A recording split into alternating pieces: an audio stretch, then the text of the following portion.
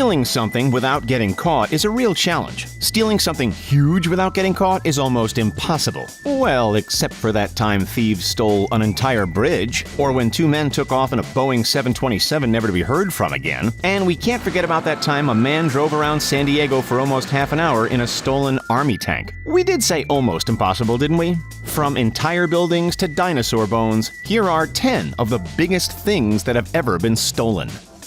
When you're stealing something huge, it's not easy to get away unseen. But who says you always have to be subtle? Especially when the thing you stole can be used as a getaway car. A man in San Diego decided to put his stolen goods to good use when he stole a fully functional M60 tank from the California National Guard Armory back in 1995. He used a crowbar to pry open 3 different tanks before he found one that would start. Unable to get away quietly, his idea was to drive the tank off the lot. The problem is that a tank weighs about 57 tons and only moves about 30 miles per hour, so he didn't end up getting very far. But still, he was able to take the police on a 23-minute chase as he rampaged the city, leaving a path of destruction and crushed cars in his wake. The chase only came to a stop when the tank got stuck on a barrier in the middle of the highway. The National Guard ended up getting back their $5 million tank, and we all learned that tanks don't make the best getaway cars after all. In 2003, 2 men made off with an entire Boeing 727, right off the runway, and they weren't even supposed to know how to fly one. The 2 men were flight engineer Ben C. Padilla and mechanic John M. Mutantu. Both men worked at the airport in Luanda, Angola, where the plane was stolen, and were seen boarding the empty plane before it took off. But despite working on maintenance for the aircraft, they had never been trained to fly it. It's unclear whether or not they were forced into the robbery or had some help, but what we do know is that both they and the plane were never seen again. That's right, the plane had no clearance to fly and didn't communicate with air traffic control, but it simply took off with no warning. Both the FBI and the CIA got in on the investigation, but they were never able to track down the men or the plane that they stole, which would be worth about $95 million today. Our next thief was responsible for starting an entire custody battle over some bones. In 2012, Florida man Eric Procopi was suddenly arrested for smuggling. But what did he smuggle? Just a full fossilized skeleton of a Tyrannosaurus bataar, a relative of the T-Rex. It turns out that Procopi went through a lot to get those bones into the US. He first found them in Mongolia. Then he brought them to the UK, where he hopped a flight to the United States. Once back home, he sold the skeleton for a whopping $1 million. But his legal troubles were just beginning because Mongolia found out that he'd taken the bones from their soil. This started a huge custody battle between the US and Mongolia. Procopi was also found guilty of smuggling other dinosaur bones and selling them for thousands of dollars. Who knew that fossils could cause such a fuss?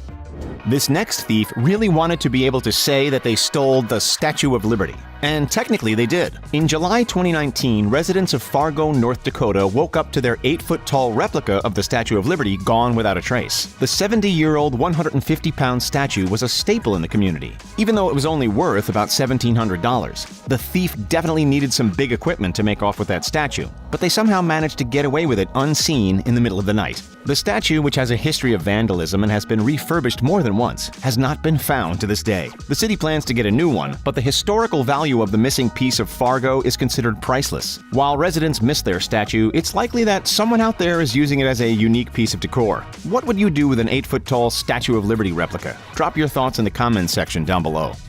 You would think that something that's bolted down, takes months to build, and is unbelievably heavy would be too much work for a thief to steal. But some thieves are more motivated than others, like a group of robbers in Russia who somehow made off with an entire bridge. After a bridge had started to collapse into the Umbra River, locals noticed that the rubble and pieces of the remaining structure were starting to disappear. Then suddenly, the entirety of the old bridge was gone. The 62-ton, 75-foot-long bridge could not have been easy to get away with, even if the thieves did steal it in sections. So what motivated these thieves to fill their trucks with rubble and disappear? Authorities think that the thieves planned to sell pieces of the bridge as scrap metal. A bridge of that size could make them about $1 million.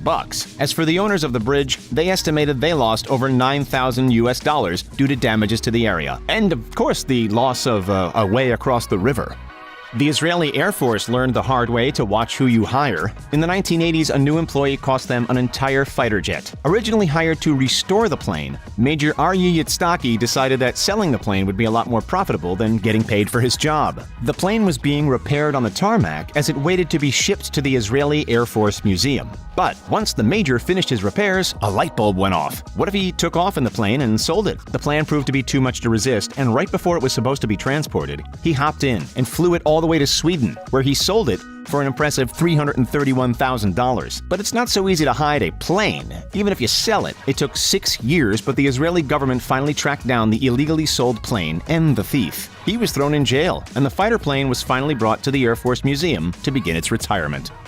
In 2008, Russian thieves managed to make off with an entire church that had been around since 1809. No, they didn't hoist the whole church onto a truck and drive it away. In fact, they didn't even work together. Instead, the church was taken brick by multiple people over a period of a few years. But the government never noticed because no one was using the church. Once church officials began considering holding services at the abandoned church again, they decided to go check out the building. What they found was the crumbling remains of a mostly stolen church. Officials were angered not just by the fact that they'd have to find a new place to hold their services, but also by the amount of historical and religious artifacts that had been taken as well. They considered the amount stolen from the church to be priceless. This is actually not the only Russian church to have disappeared.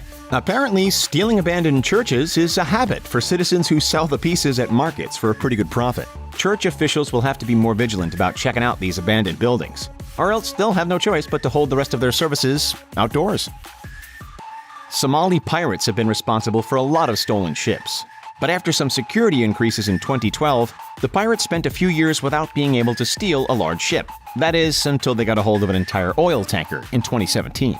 The oil tanker, which is worth between $40 and $60 million without even taking the oil into consideration, was taking a shortcut through the Socotra Gap when it was hijacked. In a scene that seems straight out of Captain Phillips, the Somali pirates took the crew hostage and initially demanded a ransom for their return.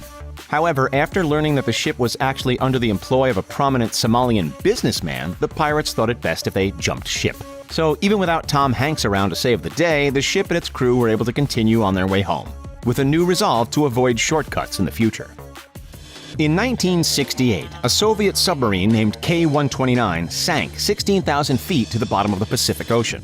The submarine was never recovered by Russia because they lacked the technology at the time. Instead, it sat at the bottom of the ocean for years, ripe for the taking. Unable to resist, it was actually the CIA who decided they wanted to steal the sunken vessel. It wasn't money they were after. The operation to find the submarine actually cost the CIA $4 billion. It was the possibility of classified information and technology that made the sub valuable, as well as the nuclear equipment that could have been on board. By 1978, the CIA had built the Hughes Goma Explorer, which was basically a giant crane on a ship. Unfortunately, the submarine broke when they were hauling it up, but the pieces they did get contained nuclear torpedoes, so at least the $4 billion operation wasn't completely for nothing. The entire project also started a new trend for the CIA, the phrase "neither confirm nor deny," which was used frequently by the organization when dealing with questions about their underwater heist. In 2015, thieves struck a Buddhist temple in Tacoma, Washington. The temple was full of valuable historical artifacts, but what the thieves made off with was priceless and a whole lot bigger. When monks returned to the temple, they were surprised to find that their entire 12-foot-tall, 3,000-pound copper monastery bell was missing. The thieves would have had to have snuck into the temple at night and somehow removed and transported the heavy bell, which likely would have required a crane and multiple people. Yet no one heard a thing, and they've been unable to track down the bell to this day.